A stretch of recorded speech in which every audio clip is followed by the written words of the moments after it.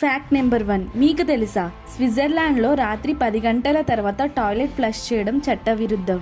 Fact number 2, మీ మంచం కింద ఉన్న చాలా దుమ్ము నిజానికి మీ స్వంత డెడ్ స్కిన్.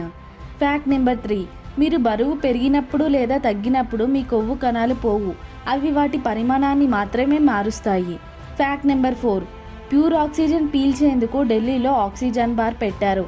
ఇక్కడ 15 నిమిషాలు ఆక్సిజన్ పీల్చినందుకు 299 రూపాయలు తీసుకుంటారు.